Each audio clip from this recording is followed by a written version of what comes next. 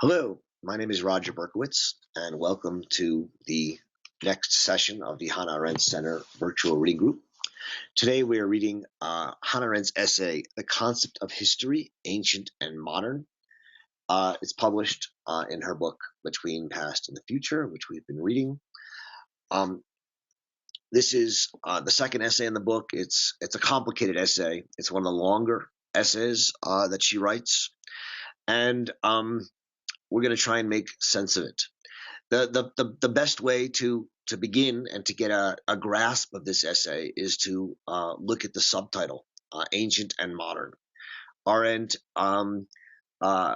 opposes two ideas of history, or the concept of history, an ancient idea and a modern idea. The ancient idea of history addresses singular events, deeds, words, specifically great deeds and words. So on page 42, she writes, in ancient history, the stress is always on single instances and single gestures. The subject matter of history is these interruptions, the extraordinary. So history is about those extraordinary events that break up the flow of time, the deeds of people. And she writes and continues on page 44 that the task of the historiographer, the historian, is to make something lasting out of remembrance, to remember the great deeds, to ennoble them. This is what both poets and historians do, and give them a kind of immortality. The point is that for the Greeks and even for the Romans in a different way, nature was immortal. It continues. Animals live in a cycle of life. They last forever. The stars above last forever. It is humans that are mortal and that die and live a fleeting and potentially meaningless life and existence. And the way that humans can become immortal is by doing great deeds and having those great deeds remembered in poetry, art, and history. And so she'll write on page 48 that the concern with greatness, so prominent in Greek poetry and historiography, is based on the most intimate connection between the concepts of nature and history. Nature being immortal, history being the remembrance and immortalizing of man. She continues, their common denominator is immortality. History receives into remembrance those mortals who through deed and word have proved themselves worthy of nature, and their everlasting fame means that they, despite their mortality, may remain in the company of the things that last forever. In other words, history makes men natural, immortal. That's the Greek or the ancient, and to a certain extent also the Roman view of history. In the modern age, Arendt argues, history changes, emerges as something else. This relates to our loss of the idea of immortality for both nature and man. And history ceases to be about singular deeds and words and even the sufferings of men. She says on page 58, it was no longer composed of the deeds and sufferings of men, and it no longer told the story of events affecting the lives of men. And here's the key line. History became a man-made process, the only all-comprehending process which owed its existence exclusively to the human race. She'll repeat on page 63, the modern concept of process, pervading history and nature alike, separates the modern age from the past more profoundly than any other single idea. This is a core thought in nearly all of Arendt's writing in the 1950s, the emergence of the idea of process. In the last chapter on the Vita Activa and the modern age, in the human condition, the role of process is determinative in Arendt's thinking about the modern age. And she goes on at length in this essay as well about this idea of process. Both nature and history become processes. And so whereas for the Greeks and the Romans in the ancient idea of history, human actions were opposed to nature, and nature was immortal, and human actions had to be immortalized when they deserved to be by poets and historians. In the modern era, modern age, we should say, for Arendt, both nature and history become a process. So what is a process? It's the idea here is that there is no true, knowable, objective, impartial reality or truth. And all we have are processes that are started. We act, and action becomes, in the modern age, determinative of the human condition, but also of the world. We can act into the world with nuclear fission and nuclear fusion and remake the world and start new processes that will become natural. And in doing so, change nature so that nature is no longer something static and immortal and everlasting, but something that human processes, human actions can input and impact. This means that for Arendt, the rise of action and technology in which we enact in the world, in a sense, connects nature and history in a way that had never been seen before. Both become subject to human action that can begin processes that these processes are what actually determine and have impact in the world. Within the realm of history and the concept of history, for Arendt, this means that there's a loss of objectivity in both, by the way, history and the natural sciences. And she talks a bit about the natural sciences here and in other essays. And the premise is that insofar as we now seek to know the world of nature through experiments which humans enact and create, the way we know nature is increasingly determined through human framing, and which is not to say that the experiments we do aren't objective in some way. They are scientific, but they are always framed by the questions we ask and the experiments we create to investigate those hypotheses and questions. And thus, nature increasingly takes on a mirror-like gaze, and nature, as I think Werner Heisenberg said, and Arendt quotes, in seeking to understand nature, we seek to understand and know ourselves, because we frame the way we see and know nature. What this means in history is that we increasingly see the world through our eyes, our perspective, and we lose not only objectivity, which was always a false idol, but more importantly for Arendt, impartiality. The true art of Greek and Roman and ancient history for her is not objectivity, it's impartiality. It's that we look at the world and look at those great deeds, and we tell those great deeds and celebrate those great deeds, even if they're not done by our friends. And so Homer tells the greatness of the Trojans and of Hector, just as he tells the greatness of the Greeks and Achilles.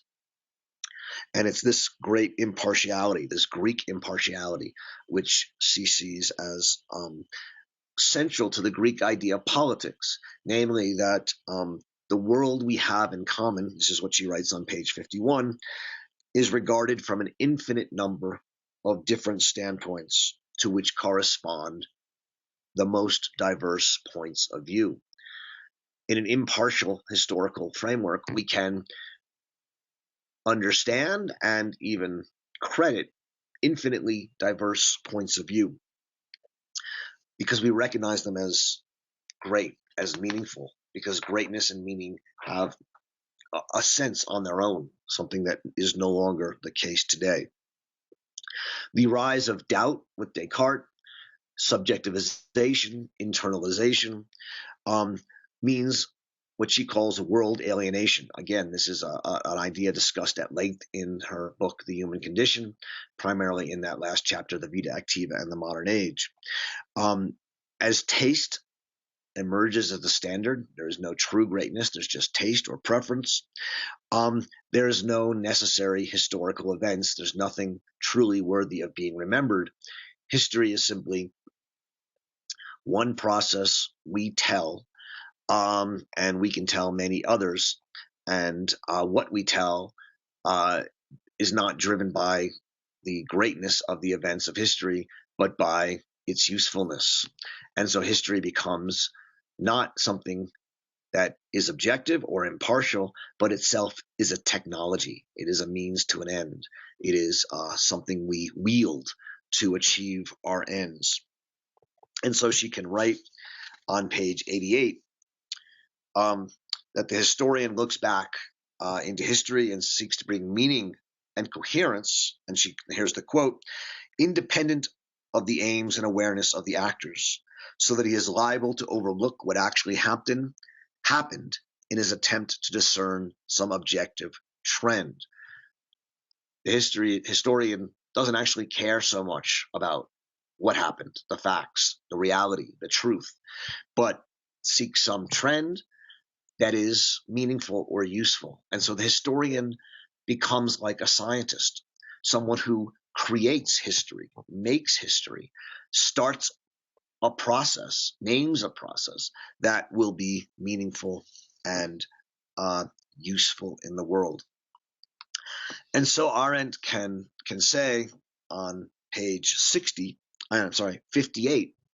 that today historians make history just as scientists make nature. And this is again part of her argument that history and science merge together in the modern age and form a common idea of a technology that we use to make and impact our world. Just as today man can start natural processes, we can start historical processes, create history. And if that is so, she says, it's understandable why we devalue history and the humanities. Insofar as we have taken, she writes on page 60, we have taken nature into the human world as such and obliterated the defensive boundaries between the natural elements and the human artifice by which all previous civilizations were hedged in. Why study history when it's not there? It's what we make. And if it's what we make, it's more important to make it than to study it. And this is the reason she says that history as an academic discipline, but also as something of interest to people, will decline and is declining in the modern age. I think, and this is again on page 58 where she says that. On page 63, she'll continue and she'll write, for the first time in our history, the human capacity for action has begun to dominate all others. And that's what I've been saying, which is that insofar as we act into the world and create new processes, start new trends and lines, we can remake the physical, natural, historical, meaningful world. And so action comes to dominate all other processes, our capacities for action. And she continues, the capacity for wonder and thought are dominated by action, no less than the capacities for making, homo faber, and for laboring, anima laborans. And the result of this is that it is beyond doubt, she writes, that this capacity to act is the most dangerous of all human abilities and possibilities. Action is dangerous because we can remake the world, change it, alter it, and the world becomes our plaything, our thing that we can alter and remake. And this brings us to the epilogue. 4 or 5 pages of the epilogue, which are just rich and really bring this, I have to admit, somewhat disorganized and confusing essay together. And it's important to, when you're reading this essay, maybe even read the epilogue first to get a sense of how it all coheres and unites. But in the epilogue, she'll write on page 89 to 90, in the situation of radical world alienation, neither history nor nature is at all conceivable. Let that sink in. In the situation of radical world alienation, when the world has become subjectivized, internalized, doubted, there is no Ding an sich for Kant. There's no thing in itself. For Descartes, there is doubt. And that true judgments are become, as what Kant calls, judgments of taste, preference. History is not an objective set of facts or objective timeline. Nature is not something that exists immortally. Both history and nature can become remade, impacted by human action. And that is a deeply unsettling world where man can not only, it's, the idea that anything is permitted, which is the moral conclusion of 19th century nihilism, is now replaced by the motto of totalitarianism, which is not that anything is permitted, but anything is possible. That's an extraordinary shift. We can make the world differently. Anything is possible. And so she writes on page 87 of the epilogue, what is really undermining the whole modern notion that meaning is contained in the process as a whole. So what undermines the idea that we can create a process with objective meaning is that not only can we prove this, and this is that no question exists at all which does not lead to a consistent set of answers. So we can prove that there is, for any question, a consistent set of answers, which means that we can make the world, insert a falsity, a lie into the world. And once we do so, we can start interpreting the world consistently based on that lie. And in this consistent deduction, she continues, we can take almost any hypothesis and act upon it with a sequence of results in reality which not only make sense, but work. We can functionalize the consistent deductions from a falsity or a lie. And the conclusion, she writes on 87, is this. This means quite literally that everything is possible, not only in the realm of ideas, but in the field of reality itself. We can actually remake reality.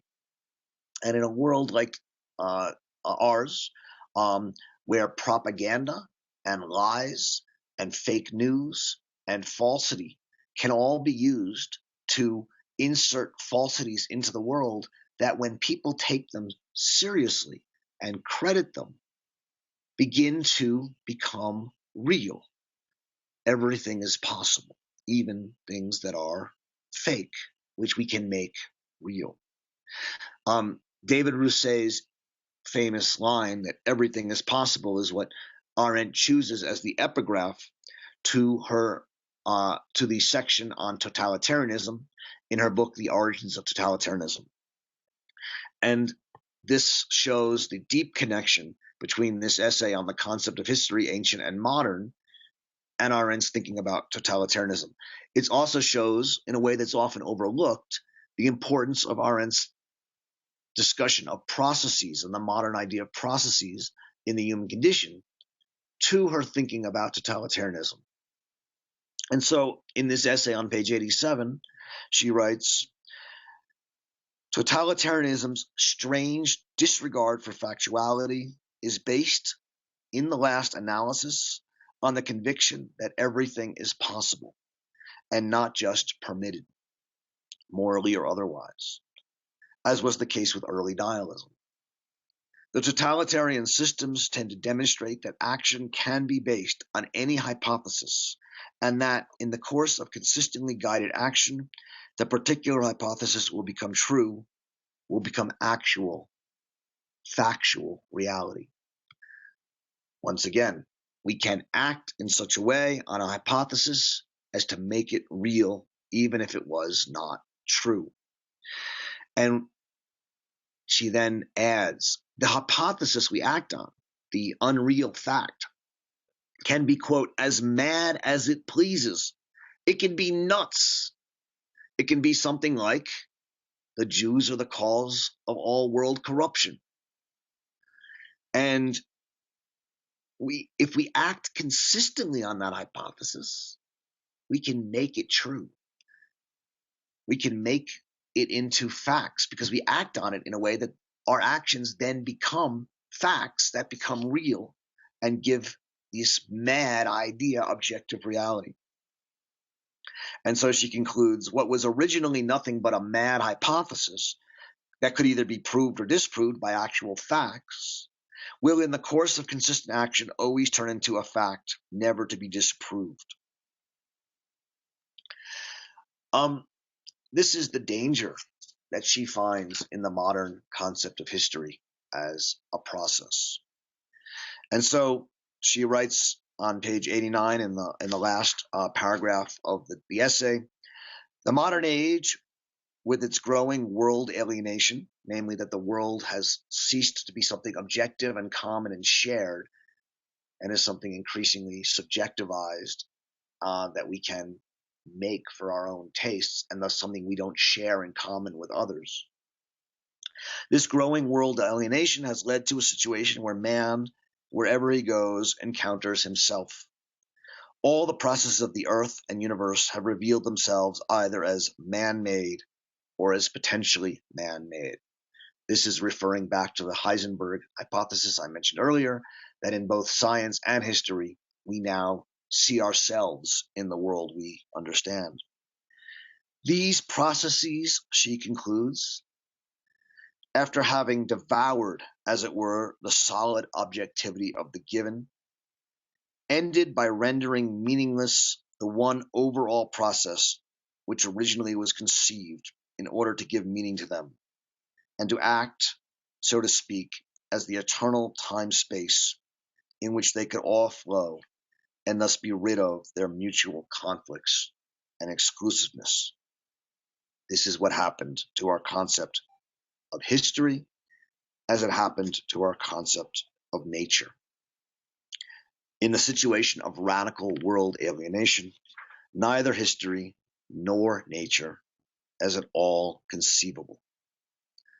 This is the loss of the common world, which makes history and nature something not conceivable as true, but as technologies that can be manipulated and used to remake our world, which is the foundation of our current world of defactualization, where history and nature can be, in a sense, remade through this dangerous capacity of human action.